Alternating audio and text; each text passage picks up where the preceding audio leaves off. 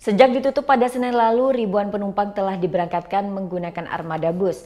Pihak bandara dan maskapai sendiri telah menyediakan angkutan dari bandara menuju Surabaya, Jakarta, dan Padangbae.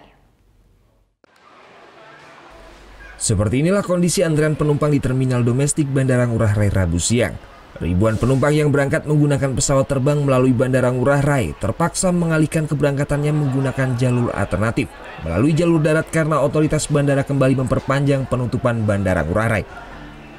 Penumpang memilih jalur darat mengalihkan penerbangannya dari Bandara Juanda, Surabaya. Iya, emang jatuhnya lebih mahal ya, kita harus transit juga ke Surabaya. Cuman ya biar cepat nyampainya sih, takutnya makin lama kan kita nggak tahu pasti sampai kapan di sana.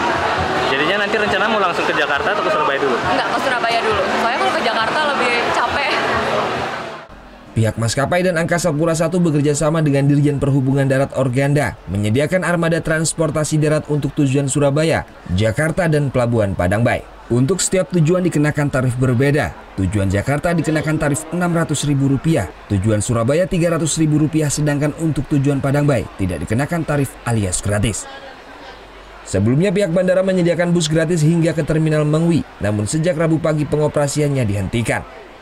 Memang kemarin evaluasinya adalah untuk Ngurah Airport ke Mengwi itu tidak seimbang armadanya. Dalam arti adalah kesiapan di Mengwi masih belum optimal. Jumlah yang terlalu banyak di Ngurah Rai, kemudian diantar ke Mengwi, tapi di Mengwi masih belum siap atau belum optimal, sehingga penumpang dirasa kurang nyaman. Sehingga tadi malam kita evaluasi bahwa lebih efektif dari Ngurah Airport langsung ke Surabaya, ke Jakarta, dan ke Padangbae langsung. Hingga Rabu pagi sudah lebih dari 2.000 penumpang yang berangkat menggunakan armada bus. Pasca beroperasinya kembali Bandara Ngurah Rai pada Rabu sore, armada bus tetap disiagakan. Surya Sanjaya melaporkan untuk NET.